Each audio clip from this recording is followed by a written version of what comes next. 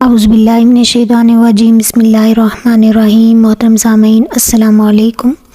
نبی کریم صلی اللہ علیہ وآلہ وسلم نے فرمایا، حیا اور ایمان ہمیشہ اکٹھے رہتے ہیں، اگر ان میں سے ایک اٹھ جائے تو دوسرا خود بخود اٹھ جاتا ہے۔ مشکات کی روایت ہے۔ یہ ہماری بدقسمتی ہے کہ ہم کھانے پکانے کی تراکیب، کپڑوں کی ڈیزائننگ، گھروں کی سجاوٹ، کاروبار میں ترقی کیسے ہو، پیسہ کیسے زیادہ سے زیادہ کمایا جائے، ہر چیز کے لیے تحقیق کرتے ہیں، لیکن دین کو سمجھنے کے لیے، اپنے عمل میں اتارنے کے لیے ہم کوئی کوشش ہی نہیں کر رہے۔ ہر مذہب میں شرم و حیا کو بہت اہمیت دی گئی ہے۔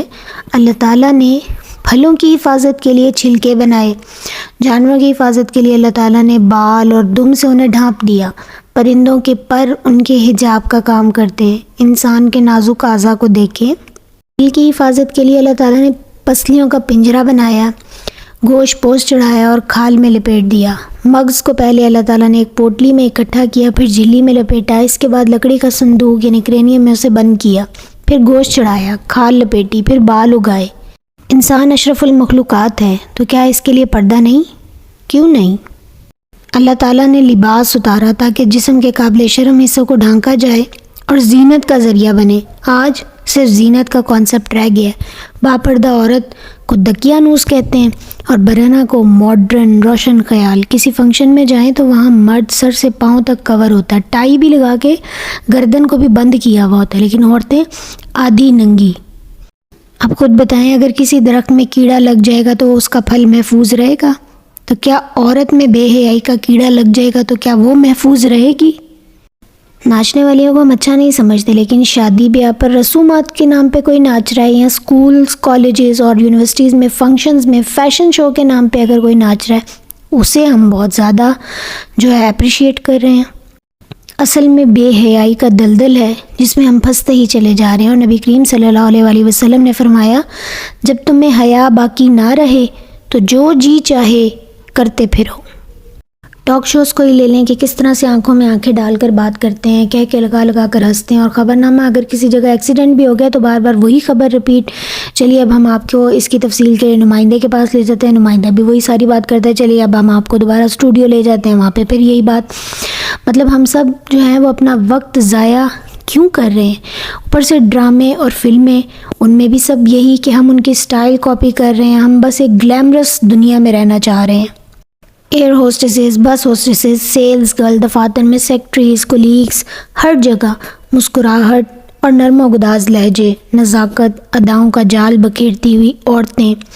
گھروں میں کبھی اپنے باپ یا بھائی کو پانی تک نہیں پوچھا۔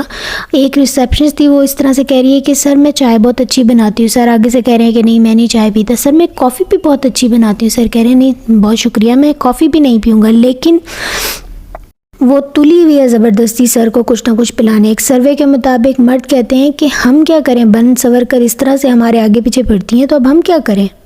جستجو ہے گناہوں کی، وہ ثواب سے ڈرتی ہے۔ جستجو ہے گناہوں کی، وہ ثواب سے ڈرتی ہے۔ افسوس، آج بنت حوا حجاب سے ڈرتی ہے۔ کوئی ٹافی تک بھی عورت کو اریاں کیے بغیر نہیں بک رہی، اور اللہ تعالیٰ نے تو یہ کہا ہے کہ اپنے گھروں میں ٹک کر رہو اور زمانہ جاہلیت کی سج دج نہ دکھاتی پھرو۔ تو ابھی بھی یہ زمانہ جاہلیت ہی سمجھیں۔ عورتیں جینز پہن رہی ہیں، کیپریز پہن رہی ہیں، ٹی شرٹس ٹانگ پر ٹانگ رکھ کے بیٹھی ہیں، اور آدھی ٹانگیں وہ برہنہ۔ اور مرد وہ اتنے شارٹ کپڑے پہن رہے ہیں، شارٹس اتنے شارٹ ہوتے ہیں کہ استغفر اللہ، سطر بھی ان کا مکمل نہیں ڈھانپا ہوا۔ مرد کا سطر ناف سے گھٹنے تک ہے، اور عورت کا سطر میں پورا جسم شامل ہے، ماں سوائے ہاتھ اور چہرے کے، جو وہ صرف اپنے محرم رشتہ داروں کے سامنے کھول سکتی ہے۔ آپ صلی اللہ علیہ وآلہ وسلم نے فرمایا، میں آسمان سے گروں اور ٹکڑے ٹکڑے ہو جاؤں، اس سے بہتر ہے کہ کوئی میرا سطر دیکھے یا میں کسی کا سطر دیکھوں۔ اللہ اکبر، بہت بڑی بات ہے یہ۔ ریشمی کپڑا مردوں کے لیے جائز نہیں ہے۔ مرد اور عورتیں بنے ہوئے ہیں آج کل، کانوں میں بالیاں، لمبے بال، پونیاں، ہاتھوں میں بریسلیٹس، گلے میں چینز، ناک میں بھی بالیاں، آئی بروز پہ بھی بالیاں، حتیٰ کہ ہونٹ بھی نہیں چھوڑے نا۔ اور خواتین، ان کے تو کپڑوں میں سے دوپٹے کا کانسیپٹ ہی غائب، جسم کے خد و خال نظر آ رہے ہیں، سو واٹ، آتے رہیں۔ اور حضرت فاطمہ رضی اللہ تعالیٰ عنہ، جنت کی خواتین کی سردار، وہ کیا وصیت کر رہی ہیں اپنے مرنے کے وقت میں؟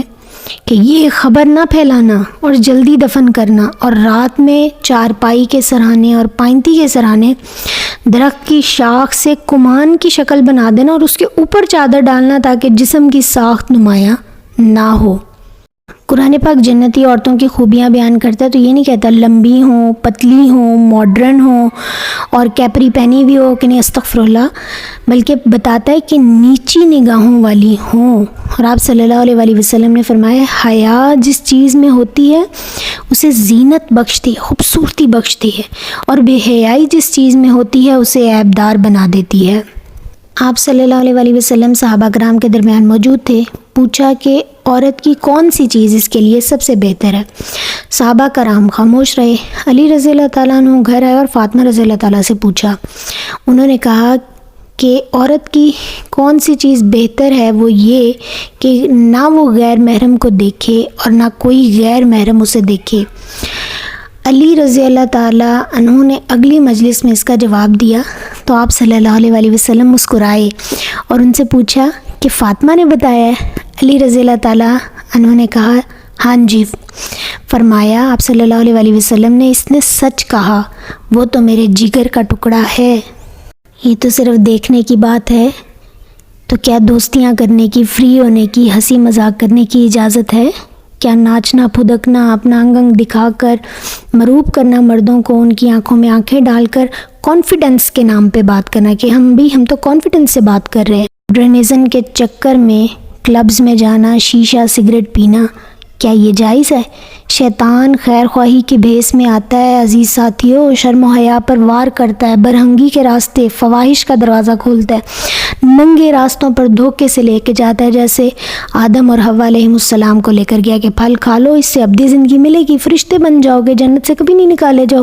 یہی خیر خواہی کا بھیس وہ ہم پر استعمال کرتے۔ پھر کیا ہوا اس ایک ایسا ورڈ کہ وہ ہمیں بڑی ہی آسانی سے ڈی ٹریک کرتا ہے، کہتا ہے کہ پھر کیا ہوا، ہم نے کون سا جنسی تعلقات قائم کر لیے، گائیڈ لائن ہی تو لی ہے اپنی کولیگ سے۔ یا اگلا جو وار ہے، بیچاری بڑی دکھی ہے، دین میں تو ہے پریشان ہو کوئی تو اس کی مدد کریں، دل جوئی کریں، ہمیں گناہ نہیں ہوگا۔ یا نیکسٹ سٹیپ، یتیم مسکین ہے، تھوڑی ہمدردی کر لیں، پیار سے بات کر لیں تو گناہ نہیں ہوگا۔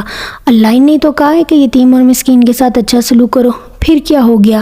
اگلی بات، دل کا پردہ ہوتا ہے صاحب، ایسے برقع اوڑھ کر دل پاک نہ ہو تو کیا فائدہ۔ اگلا سٹیپ، جی ساری زندگی تو کھلے عام رہے ہیں، سب نے تو دیکھا ہوا ہے، اب کیا فائدہ، یہ کولیگز جو ہیں یہ بہنیں ہیں، یہ بھائی ہیں، ٹائم پاس ہی کر رہے ہیں، اگر بات کر لی تو کیا کریں، اب اکٹھے کام کرنا ہے، اکٹھے بیٹھنا ہے، تو کیا سارا وقت جو ہے وہ منہ بگاڑ کر ہی بیٹھے رہیں۔ اور اللہ نے کیا کہا کہ تم نرم آواز سے، نرم زبان میں، دبی زبان میں بات نہ کرو کہ دل کا مریض غلط فہمی میں مبتلا نہ ہو، ٹھیک سیدھی بات کیا کرو، یار، مائی ڈیئر اور سو سویٹ آف یو، تو یہ باتیں غلط فہمی ہی تو پیدا کریں گی۔ مسند احمد کی روایت جابر رضی اللہ تعالیٰ عنہ سے مروی، آپ صلی اللہ علیہ وسلم نے فرمایا جو شخص اللہ اور یوم آخرت پر ایمان رکھتا ہو وہ کبھی کسی عورت سے تنہائی میں نہ ملے جب تک کہ اس کے ساتھ اس عورت کا محرم نہ ہو، کیونکہ تیسرا اس وقت شیطان ہوتا ہے۔ اور اب یہ جو میسیجز اور چیٹنگ پہ ہوتا ہے تو کیا تیسرا ان میں شیطان نہیں ہوتا؟ بالکل ہوتا ہے۔ معقل بن یسار رضی اللہ تعالیٰ عنہ فرماتے ہیں کہ آپ صلی اللہ علیہ وسلم نے فرمایا کہ تم میں سے کسی کا سر لوہے کی کیل سے پھاڑ دیا جانا یہ اس کے لیے کسی غیر محرم عورت کو چھونے سے بہتر ہے۔ اور یہاں کزنوں سے گلے لگ رہے ہیں، دوستوں کی بہنوں سے، ان کی ماؤں سے ایسے مل رہے ہیں، پھر کیا ہوا، ہماری تو ماں ہے، ہماری تو بہن ہے، کوئی ماں نہیں ہے، کوئی بہن نہیں ہے، ہوش میں آ جائیں۔ شیطان بھی اور ہمارے دشمن بھی ہمارے نماز روزہ سے، ہماری داڑھیوں سے، ہمارے حج صدقات سے نہیں ڈرتے، بلکہ ان کا ٹارگٹ مسلمانوں کو بے حیا بنانا ہے، بے حیائی عام کرنا ہے۔ اسکولوں میں، کالجوں میں، یونیورسٹیوں میں، ہسپتالوں، بینکوں میں، ہر جگہ مرد اور عورت ایک ساتھ وہاں برتھ ڈے پارٹیز منائی جاتی ہیں، engagement parties, achievement parties, annual dinners, lunch, conference, seminar, بھڑکیلے کپڑے، ہنسی مذاق، خوشبوؤں کی انتہا۔ اور ابو موسیٰ اشعری کی روایت ہے کہ آپ صلی اللہ علیہ وسلم نے فرمایا جو عورت بھی خوشبو لگا کر نامحرم مرد کے پاس سے گزرتی ہے کہ وہ اس کی خوشبو سونگھ لے تو ایسی عورت زانیہ ہے، اور یہ نسائی کی روایت ہے۔ اور ایسے لہجے نرم و گداز بنت حوا کے نرم لہجے نے ابن آدم بگاڑ رکھے ہیں۔ اللہ تعالیٰ نے یہ تو نہیں کہا کہ جو گھر میں رہنے والی ہیں وہ پردہ کر لیں اور باقی جو بیچاریاں باہر کام کر رہی ہیں، کوئی ڈاکٹر ہیں یا انجینئر ہیں یا پروفیسر ہیں، لیکچررز ہیں، بینک میں کام کرنے والی ہیں یا کہیں پہ بھی، وہ پردہ نہ کریں، بیچاریاں مجبور ہیں اس لیے گھروں سے باہر جانا پڑتا ہے، اب کہاں اپنا پردہ سنبھالتی پھریں۔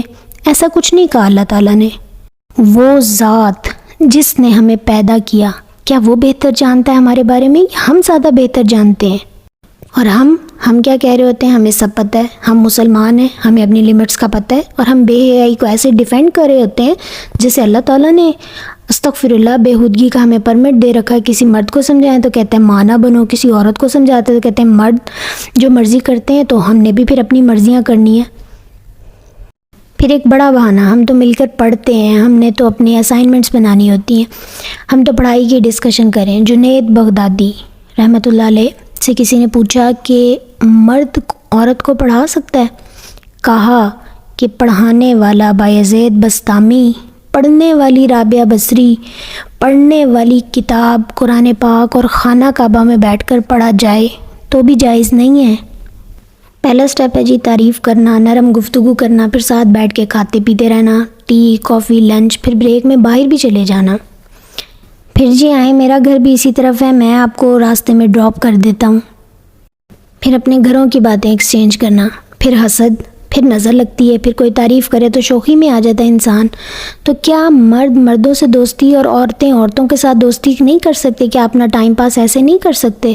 کیا زبان پر ذکر الہی جاری نہیں ہو سکتا؟ شادی شدہ ہیں تو اپنے پارٹنر کو دھوکہ دے رہے ہیں، غیر شادی شدہ ہیں تو اپنے والدین کو دھوکہ دے رہے ہیں۔ کس کے پیچھے لگ کے؟ شیطان کے پیچھے۔ وہ تو یہی چاہتا ہے کہ مسلمانوں میں کھلم کھلا بدکاری پھیلے۔ حیا کو قائم کرنے کے لیے اللہ تعالیٰ نے بیوی دی ہے، شوہر دیا ہے، اس کے ساتھ ہنسی مذاق کریں، لیکن ہمارا یہ المیہ ہے کہ ہم کچھ ہی عرصے کے بعد بور ہو جاتے ہیں، ایک اپنے پارٹنر سے ہم بور ہو جاتے ہیں۔ یہ آج کل کی ایک نئی جو المیہ ہے ہمارا کہ ہم اپنے پارٹنر سے بور ہو جاتے ہیں۔